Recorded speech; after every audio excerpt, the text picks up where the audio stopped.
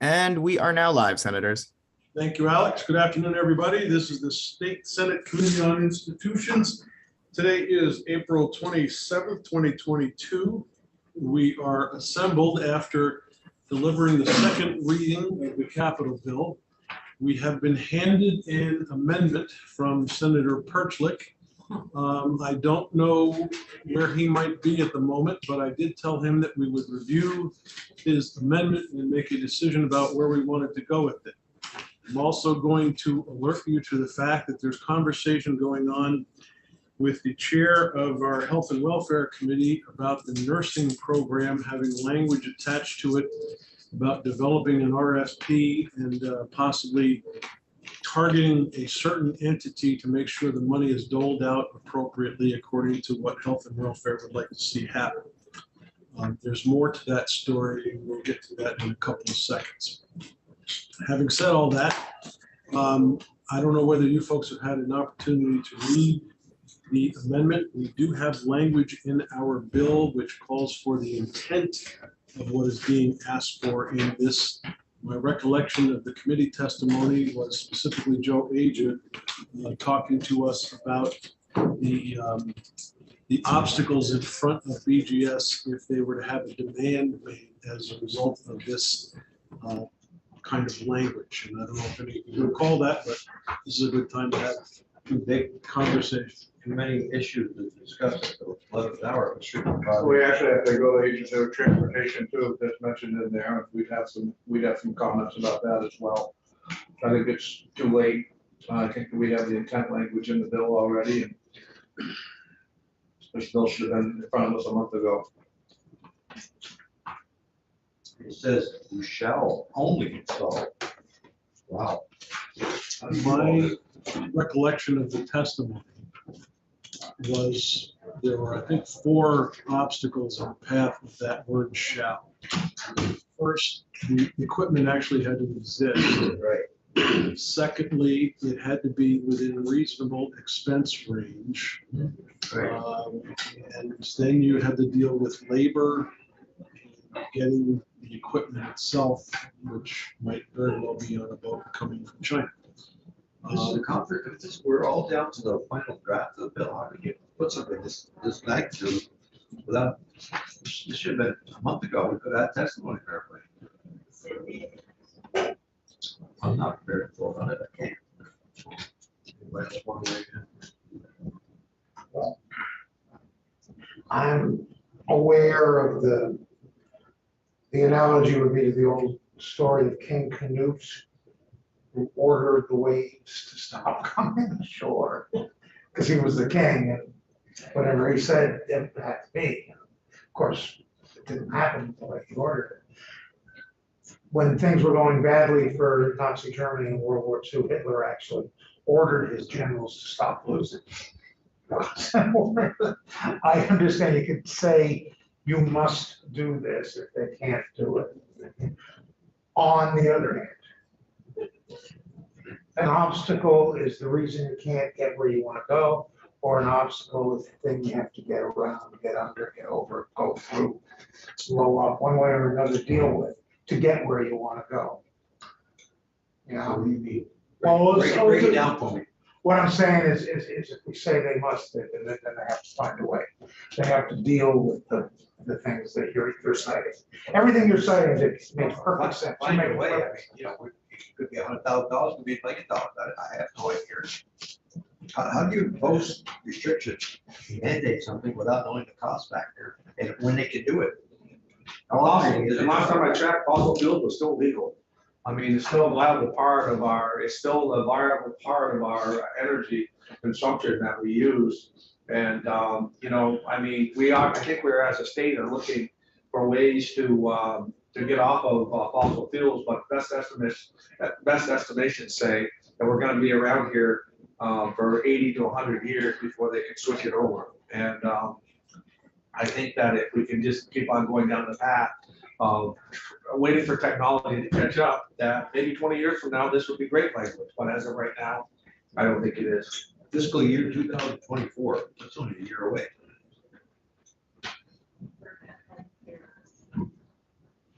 Corey, what do I do? I'm probably more sympathetic to the people would realize that I don't think it's worth making a 20 or 30-year investment, which heating systems usually are with older technology. That being said, I recognize concerns of my colleagues that this might be a little last minute. But me and like my investments, I'm not investing in fossil fuel furnaces and other things that I gotta live with for 20 more years because I'm not gonna be able to know what the costs are gonna be. There's other ways to do it. So I think our intent language is good. I think 24 is probably a little too early, but we do strongly believe as a state government, we probably save money in the long run if we make this transition sooner than faster, as things age out, of course. Yes.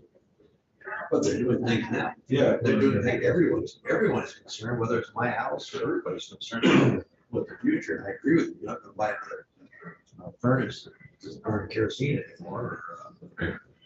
Those days are gone. On the other hand, someone that sells those outdoor air, or what they call heat exchangers, you scratch their backlog for houses for months and months, that's just for a house. Because the demand is so there, he sells about 8 or 9 a day, doesn't he? Yeah. The problem he's having, everybody wants them, but nobody can get them. The people are aware, they want to get off the fossil fuels, no doubt about that. That's like electric cars, try to buy an electric car today. Promoting electric cars, but you try to buy one, and you're some instances a year away, just get an electric car.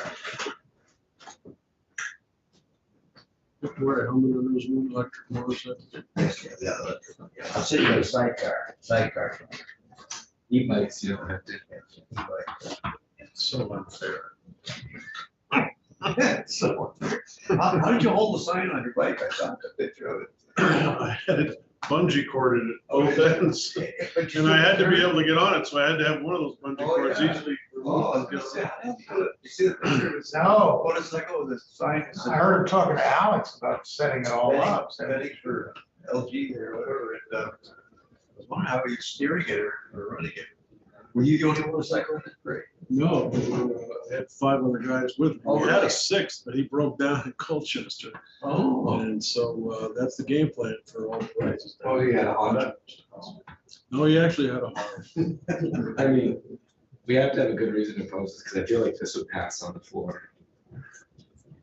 Except that- Well, there's a couple of simple answers as far as I recall the testimony, and you guys tell me if you recall testimony differently.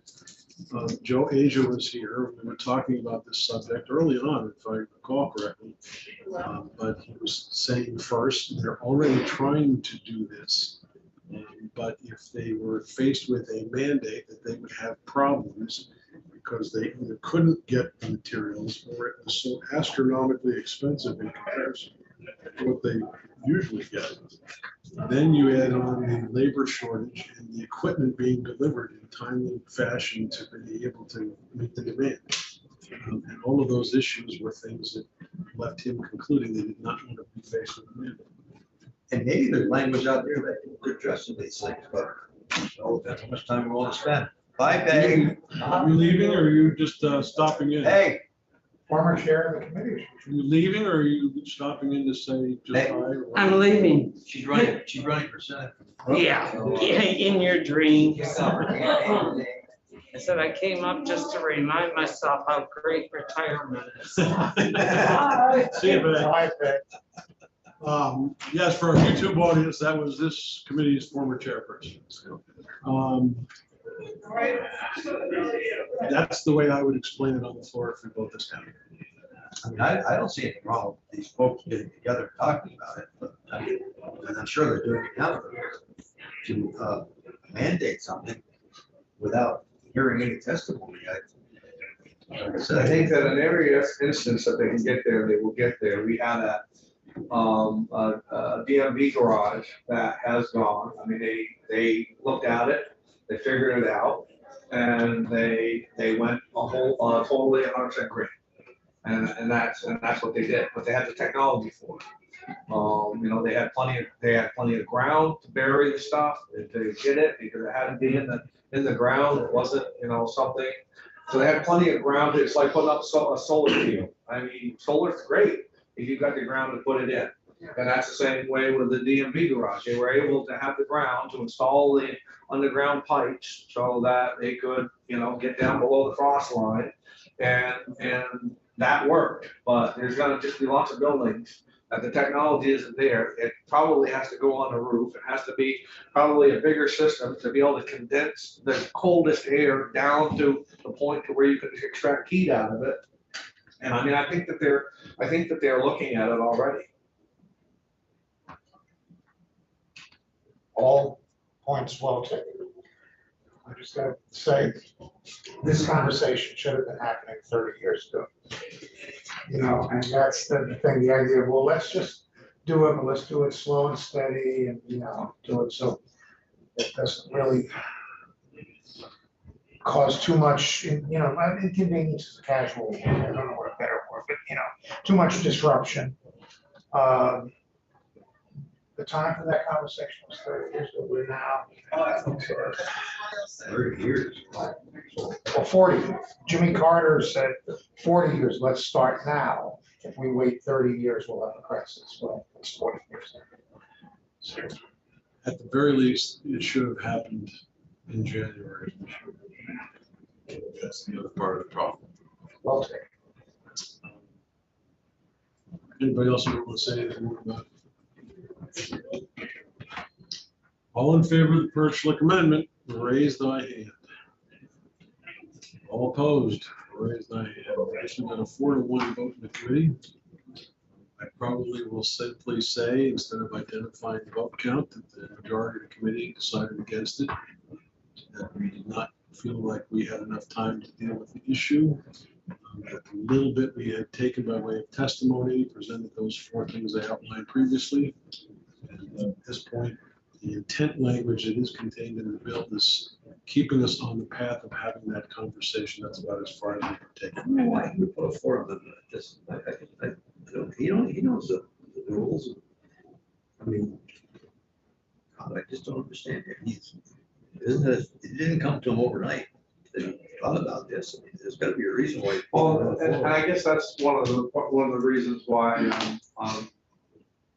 it's so late, because he tried to do this last year in transportation right at the last hour. So he's had this same exact language sitting for a year.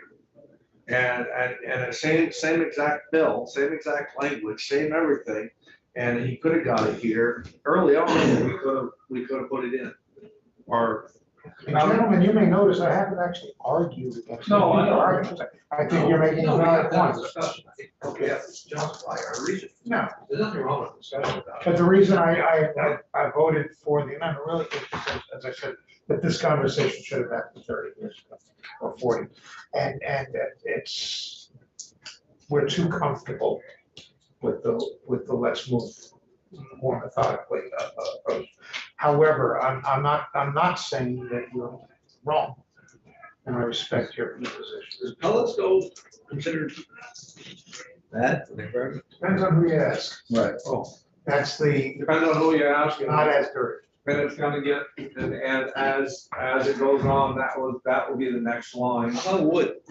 Is wood compared to pellets? Is that What is dirtier? Logs are dirtier than pellets. much dirtier than the air?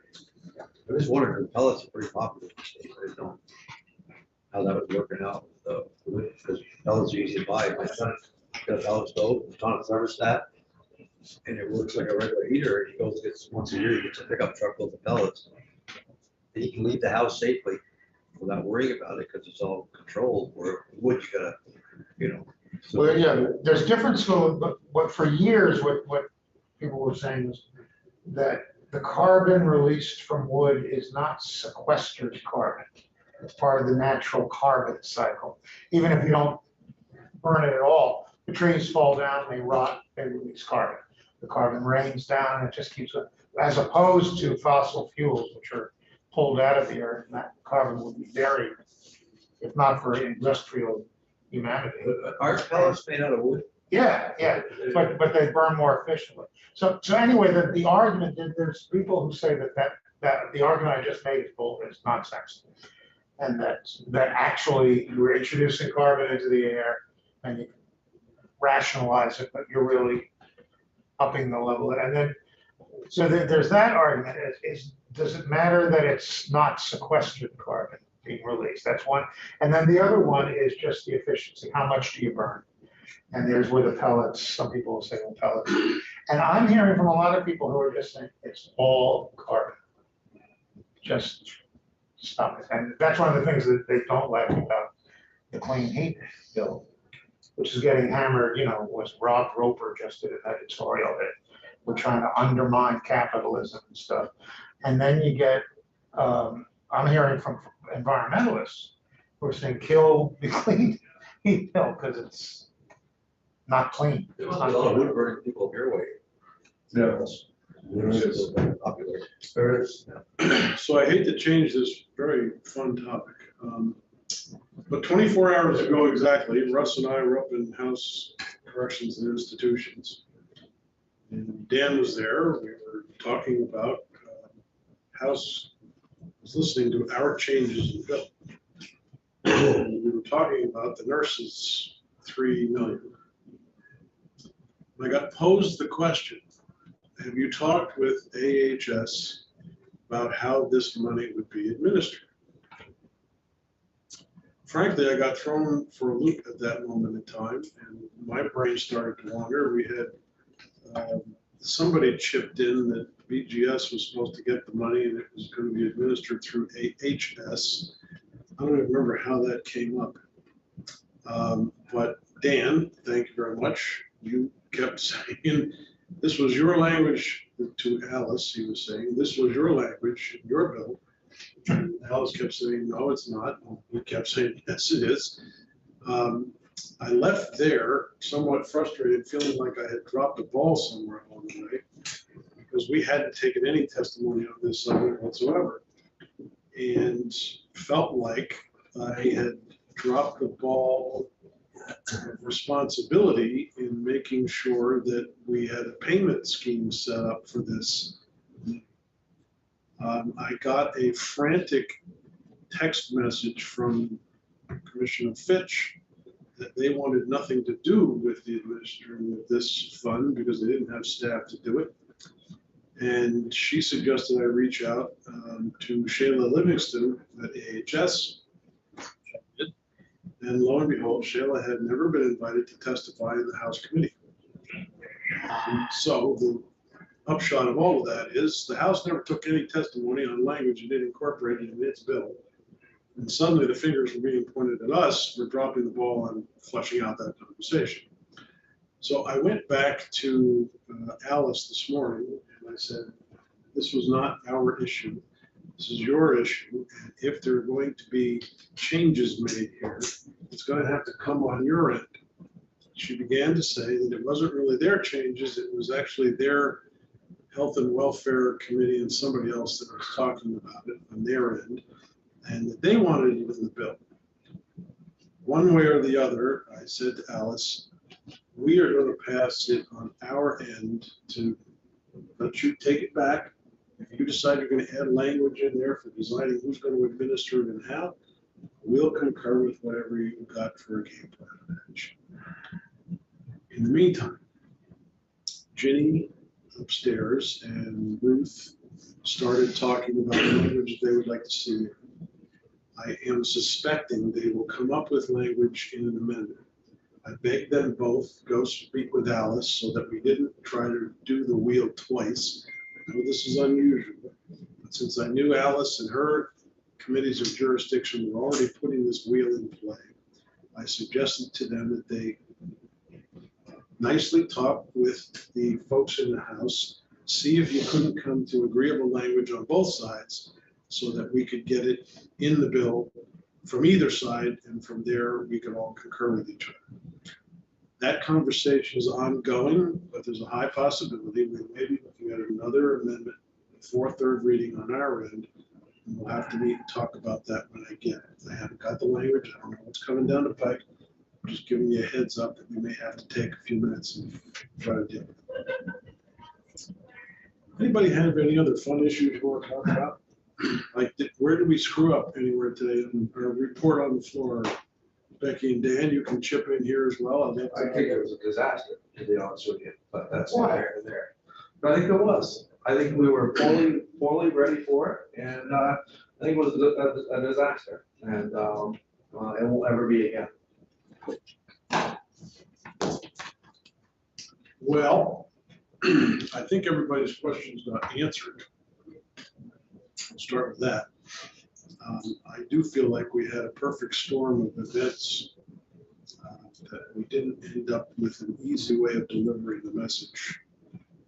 You anticipate much more questions tomorrow? You think? Anybody, anything out here? No, nobody else has approached me about anything. The only issues are. I guess the nurses are the big item, right? That's really the only question. And I don't think it's gonna be that complicated. It's just gonna be, here's some language, we're suggesting that the AHS do a report and do a RFP at some point, come back to us with a statement on how, what you expect to do in delivering this movie. That's basically what it is. Yeah, because everybody's in favor of more nurses, naturally. Make sure of that. I think we are. Yeah. I think not a doubt that we would support that program on two fronts. One is because we need more nurses, and the other is it gives us path to the state colleges who are struggling to have a way forward. Okay, anybody else want to chip in anything? Comments, observations? I think it's the material in the bill is obscure and hard to present, unless you want to go down, just go down the list. You know, we spent this much on this much on that, which is really an accurate, thorough, informative report. Yeah. But no one's gonna listen to it, and no one's gonna Well, learn this was it. a budget adjustment too. Like some of the questions they were asking about were dollars we appropriated last year that we didn't touch this year. So I as tried to appropriate, make that point, we let off. I heard it, they don't. But that doesn't Jimmy's matter. questions, my responsibility is we appropriated it last year. Well, we'll look into it and get back to you, but Well- we didn't deal with that in this bill. And those are the questions that got asked that we had a hard time answering, and we should have been able to answer. But nonetheless, things got answered and away we went. You know, credibility is everything, and sometimes it doesn't go the way that you want it to go, yes. So you think I ought to be apologizing on the floor for how?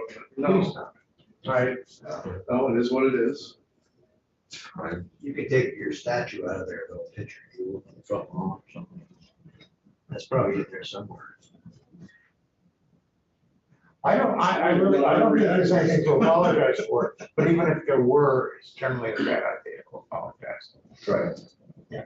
If you didn't get it right, saying you're sorry is kind of. No, but I think it was I mean, having heard many budget reports, you know, capital bill reports, this is more or less how they go. Well, there's certainly a lot more moving parts that you don't really have a chance to talk about, and there's things that were in there from last year that we didn't touch, but we probably should have. Probably should have gone down line item, and made sure that we had a note on there to understand what we were talking about. My first year on appropriations, when we did our report, that's more or less what I did, because I just didn't know how to, and there's surprisingly little coaching that goes on here for newcomers, and I just didn't know how to do it. So I figured, okay, I'll just explain what's in the bill. And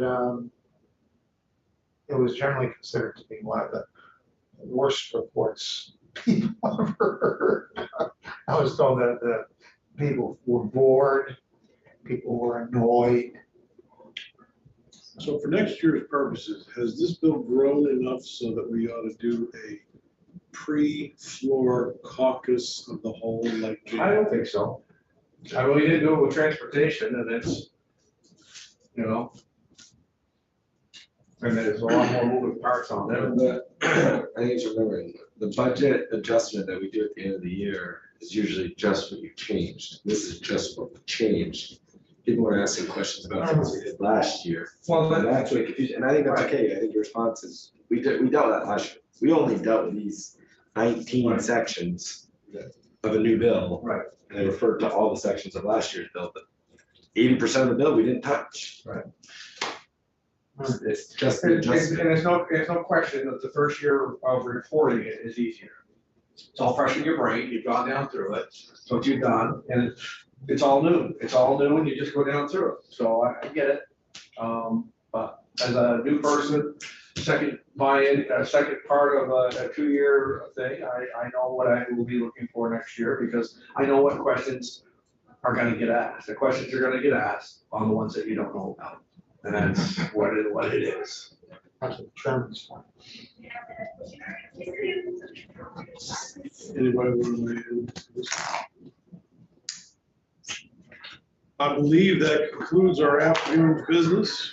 Alex?